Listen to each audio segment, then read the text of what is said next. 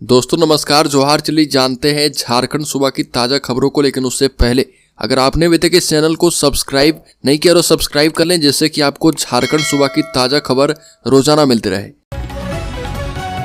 सबसे पहली खबर, धनबाद की आनंदिता टीम इंडिया में एशिया कप अंडर 19 क्रिकेट खेलेगी।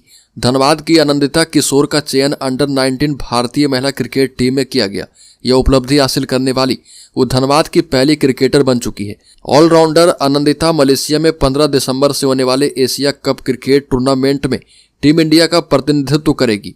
आनंदिता ने कहा कि सफर में घर वालों का काफी सहयोग मिला। मेरा लक्ष्य देश का सम्मान बढ़ाना है। अगली खबर, 2 बच्चों की हदहदवा नदी में डूबने से मौत। धनबाद से पिकनिक मनाने आया था परिवार।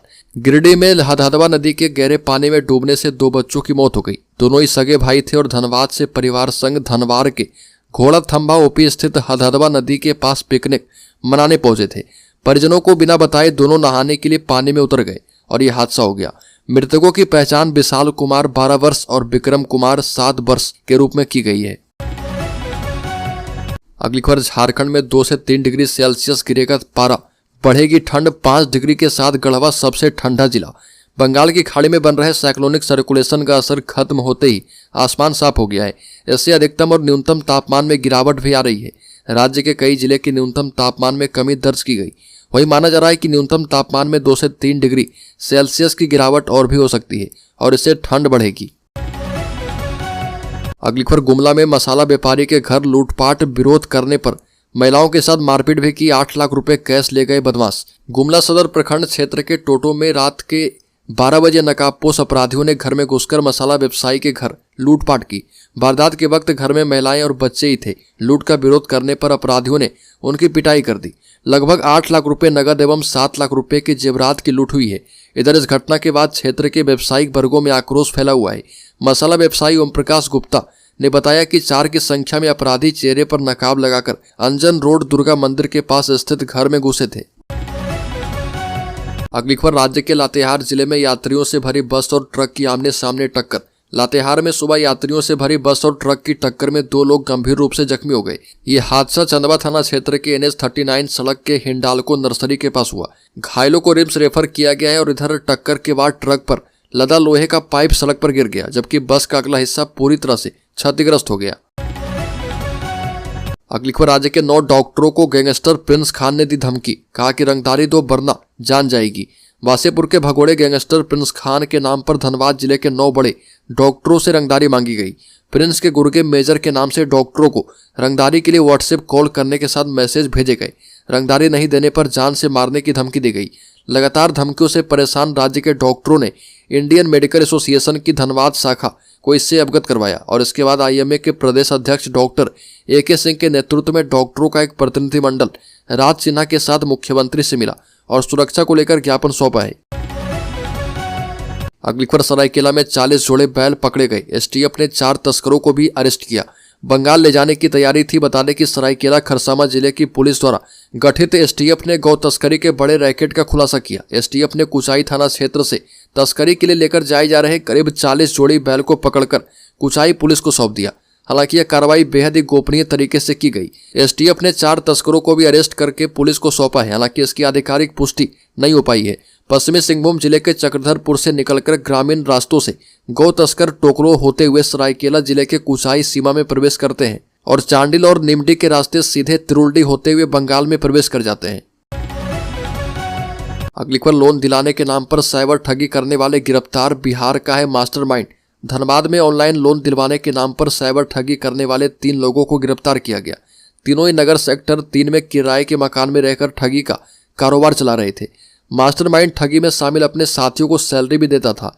साइबर DSP संजीव कुमार ने बताया कि गिरफ्तार साइबर अपराधियों में 2 सगे भाई भरत और बसंत बेंगलुरु के रहने वाले हैं। वहीं तीसरा सोनू पासवान बिहार नालंदा का निवासी है। सोनू इस गिरोह का मास्टरमाइंड है। इन लोगों के पास से 10 मोबाइल और 6 सिम कार्ड जब्त किए गए। अगली खबर, रांची DC औचक निरीक्षण करने पहुंचे CO ऑफिस। अनुपस्थित लिपिक एवं राजस्व कर्मचारी को show cause notice. Ranchi DC Manjunath Bhajantri शहर अंचल कार्यालय का औचक निरीक्षण करने पहुंचे। DC ने कार्यालय में उपस्थित कर्मियों की उपस्थिति, पंजी और बायोमेट्रिक की जांच की। कार्यालय में उपस्थित नहीं पाए गए एक लिपिक और राजस्व कर्मचारी को शो कॉज नोटिस दिया है। डीसी ने अंचल अधिकारी मुंशी राम से दाखिल खारिज के लंबित मामलों की जानकारी ली और पंजी 2 के परिशोधन पोर्टल के कार्य में तेजी लाने का निर्देश दिया। अगली खबर, बिचौलियों से रहे सावधान, धान अधिप्राप्ति केंद्र पर ही करे धान की बिक्री। रामगढ़ डीसी का निर्देश बता दें कि झारखंड सरकार के निर्देश के मुताबिक इस खरीफ मौसम में 15 दिसंबर से धान की खरीद बिक्री शुरू होनी है और इसको देखते हुए रामगढ़ डीसी चंदन कुमार ने जिले के सभी किसानों से आग्रह किया है कि बिचौलियों से सावधान रहें और ये भी कहा कि किसान अपने नजदीकी धान अधिप्राप्ति केंद्र पर ही धान की बिक्री करें। जिला एवं प्रखंड के अधिकारी को इस मामले में किसानों को जागरूक करने का निर्देश दिया गया है। अगली खबर की बात करें तो गुमला में मुखिया के वित्तीय अधिकार जब्त किए जाएंगे, पति पर होगी प्राथमिकी। गुमला जिले के सिसई प्रखंड के लकैया पंचायत की मुखिया सुकिया देवी के पति मोती उरांव पर जालसाजी कर अपने नाम प्रधानमंत्री आवास योजना स्वीकृत कराकर पैसे की निकासी का आरोप लगा। जांच में मामला सत्य पाए जाने के बाद उपायुक्त करण सत्यार्थी ने मुखिया पति के खिलाफ प्राथमिकी दर्ज करने का आदेश दिया है। वही मुखिया के वित्तीय अधिकार जब्त करके उप मुखिया को देने का आदेश दिया गया। साथ ही मुखिया को पदमुक्त करने की अनुशंसा की गई है। अगली खबर, भैंस दिलाने के नाम पर ठग लिए 65,000 रुपए। साइबर ठगों ने लगाया सातिर दिमाग, पुलिस भी हैरान है। एक तरफ सरकार साइबर अपराध से बचने के लिए लोगों को जागरूक कर रही है, वहीं दूसरी तरफ साइबर अपराधी भी लोगों को ठगने के नए नए तरीके इजाद कर रहे। साइबर अपराधियों ने भैंस दिलवाने के नाम पर छोटी रन बिहार पंचायत के आलूबाड़ा गांव के चंद्रदेव यादव से 65,000 रुपए ठग लिए। चंद्रदेव यादव ने हंसडीहा थाना में आवेदन देकर शिकायत दर्ज करवाई है। चंद्रदेव यादव फोन कॉल में फंस गए और फोन करने वाले ने बताया कि अशोक कुमार हूं और गाय भैंस का व्यापारी हूं। राजस्थान में उसकी डेयरी है और पूरे भारत में दुधारू गाय भैंस का सप्लाई करता हूं। और इसके बाद वीडियो कॉल के माध्यम से चंद्रदेव यादव को एक भैंस दिखाया गया जो कि चंद्रदेव यादव को पसंद आ गया और इसके बाद चंद्रदेव यादव ने 65,000 रुपए ट्रांसफर कर दिए। अगली खबर, बेटी की हत्या पर बेबस पिता इंसाफ के लिए पहुंचा विधानसभा, सरकार से लगाई न्याय की गुहार। रांची में बेटी की हत्या पर बेबस पिता इंसाफ के लिए विधानसभा पहुंच गया। इस दौरान पिता विकास यादव ने आपबीती सुनाकर सरकार से न्याय की गुहार लगाई। दरअसल दुमका के जरमुंडी में 15 जुलाई 2024 को कार्मेल स्कूल जरमुंडी की छात्रा सृष्टि की संदिग्ध परिस्थितियों में मौत हो गई थी। वहीं जयराम महतो ने भी मदद का भरोसा दिया। साथ ही बाबूलाल मरांडी ने भी इस मामले में मुख्यमंत्री हेमंत सोरेन से संज्ञान लेने का अनुरोध किया है। पिता विकास का कहना है कि मामले में एक बड़े अधिकारी के बेटे का नाम आने की वजह से पुलिस अपराधियों को बचाने में जुटी है।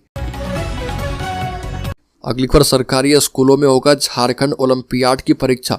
बता दें कि सभी जिले के सरकारी स्कूलों में झारखंड ओलंपियाड परीक्षा का आयोजन किया जाएगा।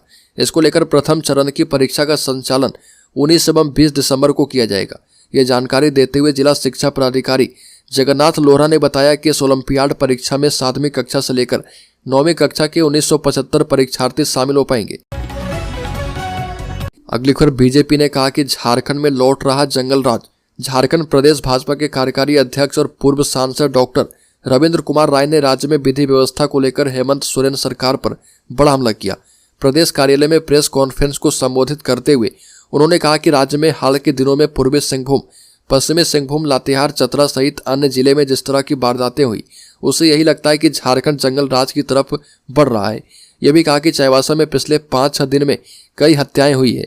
ये घटनाएं लज्जाजनक है तथा कथित उग्रवादी ने निर्दोष ग्रामीणों की हत्या की है।